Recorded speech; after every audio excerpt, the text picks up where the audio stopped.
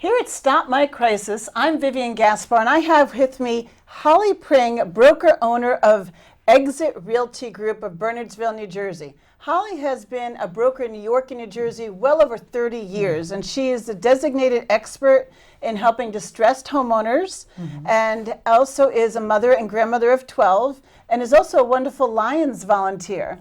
Holly, I appreciate you coming to join me and to help my viewers understanding what's going on with the housing crisis and what they can do about it. Tell me, what have you seen as a broker and as a designated expert? What's going on with the housing crisis still? And New Jersey is #1 for foreclosure, for regular and zombie foreclosure. Zombie foreclosure, of course, is when the banks are using such horrible tactics to scare people out of their houses. What have you seen in over your 30 years of dealing with all this? Well, and unfortunately, the housing crisis that we're still under is still very much going on. As you mentioned, I was a broker, an active broker in New York, approximately back in the early 90s and the mid 90s. We went through a very similar experience. And every place I would drive around, there was homes being boarded up. Wow. Foreclosures happening, and unfortunately what topped it off was the fact that people were getting the sheriff come to their home if they were still residing in the house with an eviction notice. Are you kidding? That actually happened? I mean, you always see about this stuff in the TV and the movies. I didn't know you actually actually saw this. Oh, I've witnessed it on numerous occasions. This is back in the time in New York. So going through this back then, and this was not only in one neighborhood, this was in all neighborhoods. It was in middle class and upper class families as well. So that was extremely frightening. So what happened was I had a lot of people, because I had 7 offices at the time. Wow, 7 offices. Yeah, 7 offices. You had quite the staff. Oh, definitely. Experiences. And 7 offices in addition to a mortgage company. So I had a lot of homeowners contacting me and asking me if I could help them. Now, keep in mind, this was quite some time ago. There was no such thing as a short sale back then. So I would contact on their behalf the lenders and talk with them, and we'd brainstorm. I would talk with the bank attorneys, and we finally came up with some form of a solution versus having families just thrown out of their homes all the time. Called it a short at that time, and so here we are now in today's market. And it's interesting because I just heard recently some statistics on 101.5, which is a radio talk station, where New Jersey's #1 in the highest real estate taxes in the nation. Right. We're #1 with the most families moving out of the state due to the high cost of living. We are one of the highest with the unemployment rate. However, we're the last, number 50, with the form of a recovery going on currently. How many people have you helped? I mean, you've taken on such an active role that most other realtors in your position haven't. I would say close to over 1,000 families throughout the 2 decades. Wow! You know. So an average family has around 3 or 4 people in a household, right? Well, don't forget the little kitties and the doggies. Their housing gets disrupted too with all this too. Oh yeah! So we're talking at least 4,000 individual people, including the kids, and about half of people have dogs and cats. So wow, you've actually helped probably over 2,000 dogs, cats, and 4,000 people. Unfortunately, yes. But Where's your key? I wish I could have. I know I should get that superwoman. You're superwoman, the super broker. It's amazing what you've done. Well, you try to do your best to help families. I mean, it's all about people helping people. That's always been my motto, and I feel, and you know, in today's market, bringing you up to currently from the past. There is so many short sales and foreclosures happening still currently in our state, especially because that's where I'm predominantly doing most of this anyway. And the difficult part of it is that families are nervous. They have no idea what's going on. They're scared to death. They're frustrated. And what I'm seeing is the lenders are overloaded, understaffed, overwhelmed, and underpaid. So this has created a tremendous problem that we're now going through with this. So therefore, what happened, I think it was about 3 years ago, that Fannie Mae and Freddie Mac implemented a law back in June. I think it was in 2012. And what they did was, because of the delays and how long it's taking to do a process of a short sale, they imposed a mandatory ruling that once a full package is received by the lender, the negotiator had 30 days, as long as it was a complete package, had 30 days to give a response to the homeowner, and the homeowner got 5 days. You're right in the same category as me, helping people through this. And I've seen the same thing. I've worked for attorneys this whole time, and I've helped 350 families, so I know exactly what you're going through, but obviously for not as long a period of time. But it's the same thing. We're seeing the similar problems that the banks, aren't they rejecting the packages or saying they're incomplete? Well, that's the unfortunate part. When they implemented that ruling, in the beginning it was effective, it did work. Right. Although what I find very difficult to comprehend, and I get baffled at it, is that it's to justify the incompetence and the negligence on their behalf, and keeping in mind they're overloaded.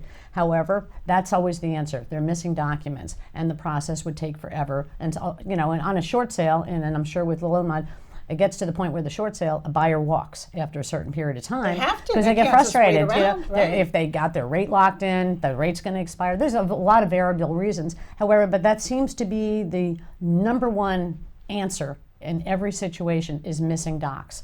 So that's unfortunate. Do they also make it harder with the system that they accept the documentation?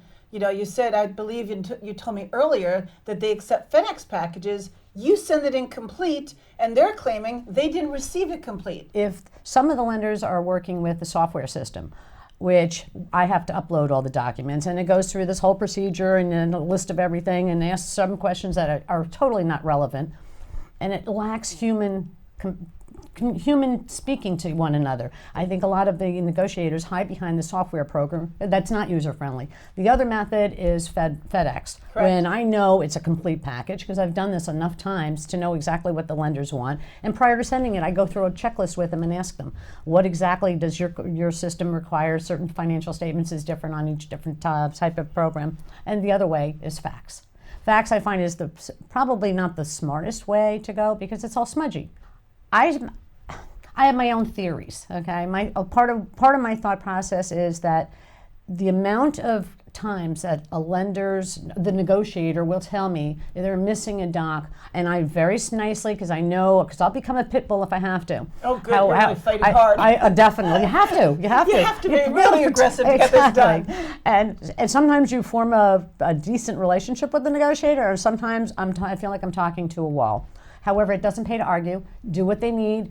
My bottom line is to help and represent the homeowner as best as I can. But answering your question, I often feel they are pushing for foreclosure versus a short sale. So they'll go through the motions, except they don't follow through with what they say on all of them. So out of these 1,000 families that you've helped, what do you think that your success ratio has been? Because I believe you said it was quite high, because you're really aggressive. You're the pit bull that gets it done.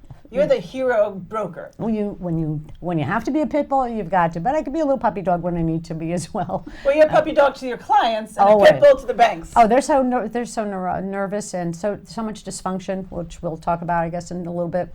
However, I find that they are definitely looking to foreclose the person on most of the cases. Perhaps it's a monetary reasoning behind it. I don't know the answers, but I just merely speculate on half of it. So your percentage is rather high. You think you're over? Yes. What percentage are you successful with those over 1,000 cases of people who came to you? I have had only two. Two out of 1,000 you couldn't help? Two out of 1,000 families. Two What happened that did with not those? close. Well, that one particular one, when I arrived at the home, there was a husband and wife and their 2 children. Their children were teenagers.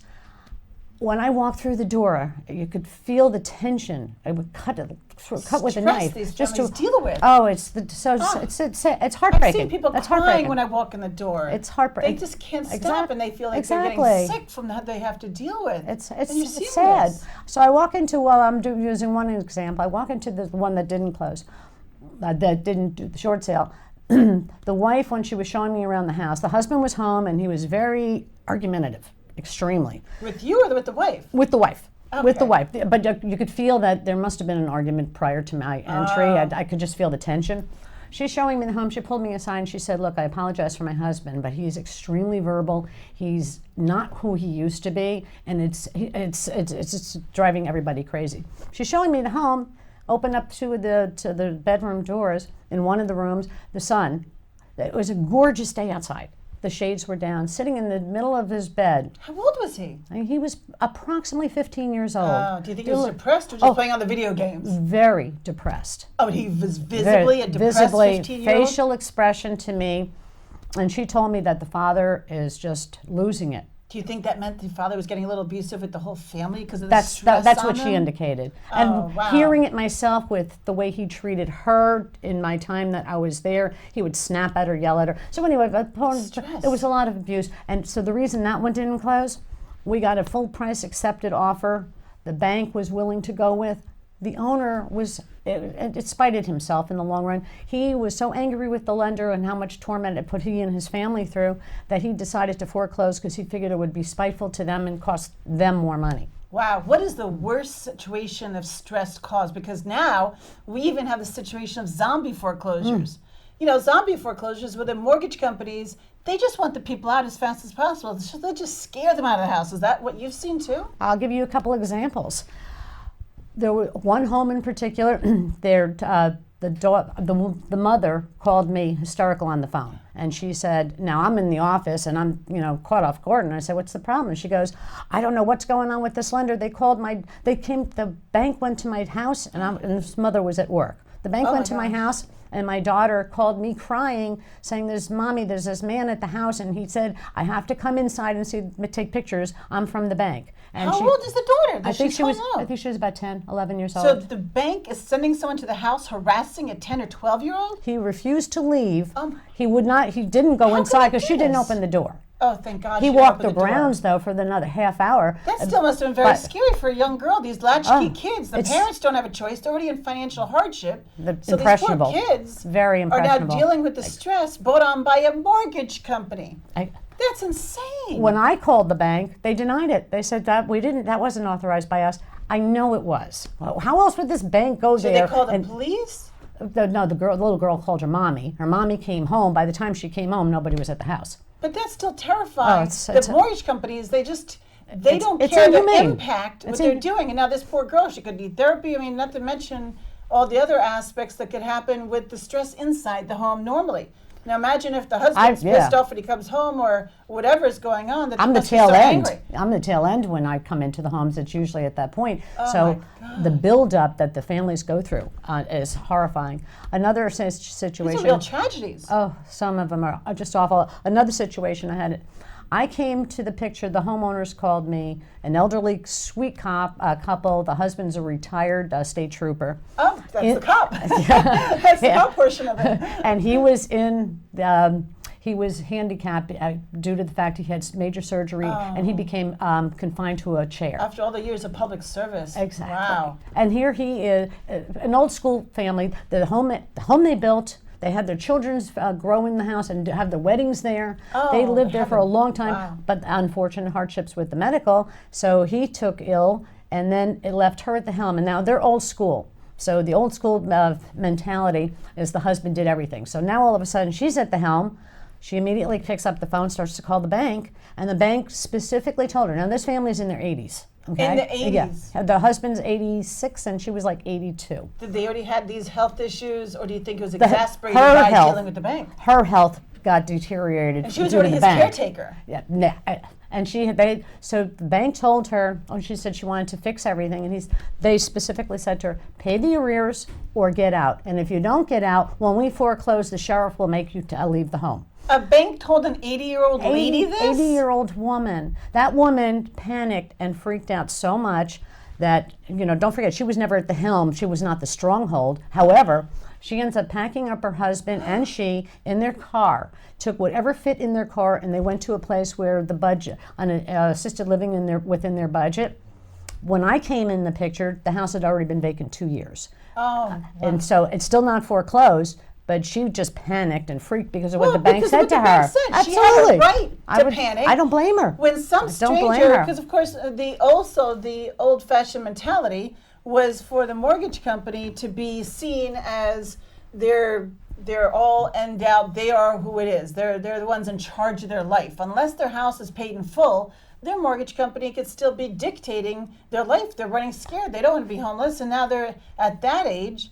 It's terrifying. I couldn't that no agree one with you mentioned more. What to do? Between going through this with children, elderly, and that particular situation, that home, eventually I did get through the system, although that was after the bank neglected the property. Here it's vacant, neglected the property. They did nothing with the property. They tried to have it supposedly winterized. The crew that went there never winterized the property. Did they send a plumber, like a real certified plumber, to do this winterizing? Who knows? It was just people that were from the bank. They broke the sump pumps. The family had 2 sump pumps.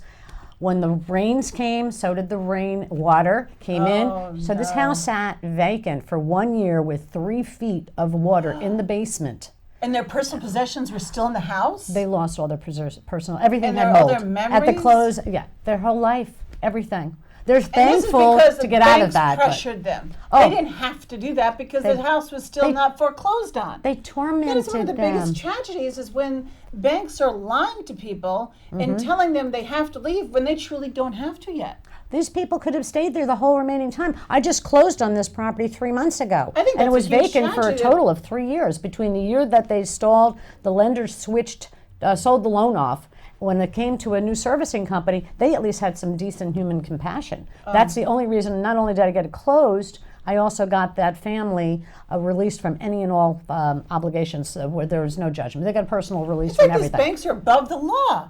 If a That's- human being treated you the way that the banks treated these people, they would have been arrested for harassment. They could have had something happen to them. So the banks are allowed to do this to people, and what are the ramifications? What is their punishment? It's such a very good question, Vivian, because the reality of it is I have another situation where this is recent, literally recent. I put a home on the market. The family came to me when the house was with an auction date, which means it's scheduled Sheriff's sale. yes, it's a sheriff's sale. So what happened is every homeowner has 2 opportunities to do a postponement, which can be a maximum of maybe even 30 days from start to finish. The house had an auction date within, it was about 5 or 6 days. They came to me, I told them that to go get their first extension. Put the house on the market within 48 hours. I got an all-cash offer on the property, wow, that's which is great. fabulous for a short sale. No contingencies, which means that the buyers were waiving any and all inspections, That's which is miracle. also unheard of. Right. The house was in absolutely great condition. The family had been fighting for 3 years prior to do a loan mod and got the runaround. I've had known we could have done something back then for that portion. However, That's they when I came, get the people. They need a modification. Exactly. They go to you when I can't help them. Exactly. But they came to me so late in the game. Oh, but to yes. get an offer within 48 hours of listing the property was fabulous. Amazing. These are miracles. I know. Somebody up there was helping, but anyway, what happened was had the offer, submitted everything, spoke to the lender. The lender said I was missing a doc, which I'm so used to that. I resubmitted everything, called to confirm, got confirmation they had a complete package because I said, with the foreclosure lurking around the corner, will you please do an extension while you're going through the process of reviewing the short sale? He said to me emphatically, yes, once we have a complete package, which they did. Then the ball dropped. I called. I had sent certified letters. The attorney representing the sellers also sent certified letters. No one to speak to. The day before the foreclosure, the day before, the bank calls the owners and said, "We are really sorry, but we have to move forward with the foreclosure because it's an incomplete package. You're missing That doesn't documents." even make sense. There was an offer to sell. Well, thank Exactly. you, Holly. This was very much a pleasure. I appreciate it. And please tell me, what is the one thing you want my viewers to remember as someone who's helped over 1,000 families? Give me one takeaway real fast. Real fast, tips, contact your attorney and make sure it's a real estate attorney to find out what stage and level you're at, and then go to work on to save your home, a loan mod. If you do not qualify, then call somebody that's a short sale expert that knows how to navigate through the system. And thank most you for having me. importantly, stay in the house. Never let them bully you Never. into a zombie foreclosure. Don't forget, last year, 2015, in New Jersey, 3,997 zombie foreclosures. Don't be 3,998. Exactly. Thank you, Holly. Thank you. Hazardous chemicals. Could you be exposed at work? Employers are required by law to train you on the hazards of chemicals you work with, how they could harm you, and how exposure can be prevented. For information, go to njwec.org or osha.gov. This message brought to you by the New Jersey Work Environment Council. Welcome back to Stop My Crisis. And I'm here with Harry Herbst of Harry Herbst and Associates. He's a health, life, and disability insurance broker for over 30 years. He's also a Vietnam veteran. Thank you, Harry, for your service. And as well as heavily involved with the Invalid Veterans Association organization. And Harry's here to tell us all about what's going on with the Affordable Care Act, as well as all the aspects of health insurance and how it's become a burden on a lot of families. Well, the Affordable Care Act, commonly called Obamacare, really has caused a hardship for small business owners. I call it the Unaffordable Care Act. And small business owners are really hemorrhaging. And as we said, they've taken a situation where business owners were in difficulty and they made it even more difficult. And the reality is when someone has their own policies, their own groups, and they're spending $5,000 a month and they get a renewal, and the increases have been about 15 to 20% a year. So if you had a That's 15, substantial, 15 to 20% a year? well, it's even in certain cases it's even more than that. And let me give you an example. Unfortunately, everything is age rated. So if you have a group that's over age 55, they've inadvertently really taken the people that are older are really getting bombarded. So if you have a 58-year-old or a 62-year-old, the rates are really extremely difficult. So what happens is if they can't afford it, they sometimes drop the insurance or they water down the plan. What I mean by that is that they have a high deductible, they have high co-insurances, they have maybe a 50% surcharge in a hospital. So now someone, let's say, has the gallbladder removed, they spend 4 days in a lovely New Jersey hospital, and they walk away with a $75,000 bill, okay? But their insurance carrier is only paying 50% of that. So now they're responsible for $37,500 in my example. Let me ask you this. This sounds to me that there could lead to age discrimination, because if it's age rated and the company, the employer, is taking on more cost or perhaps a burden having older employees, do you think that ever leads to having their older employees let go because it's a burden to the health insurance at the Obamacare or the Affordable Care Act? I do agree with that assessment, and it's unfortunate. I'm not an elder law attorney, but yes, it is discrimination. The mindset, though, is that a proverbial 55-year-old will cost them more because he has pre-existing conditions. He's generally speaking on more medications. He may be a diabetic. He may have elevated cholesterol, hypertension. So as a result, they feel they're paying more money to insure that 55-year-old as opposed to a 35-year-old. So have you seen this happen? Have you seen the companies discuss with you that they have to age out or to let go for any other reason? Maybe they make an excuse to get rid of their older employees to keep their costs down? All the time. Oh, and wow. yes, I've seen it quite often. In addition to that, keep the medical costs down and the salary. Sometimes they can replace a 58-year-old with a 32-year-old and pay him half what they paid the 58-year-old. So yes, I've experienced that. How about the actual business owners themselves? If they're now taking on these additional costs that you've said through Affordable Care Act or the Unaffordable Care Act, you've seen the actual premiums go up and the expenses to the business owner.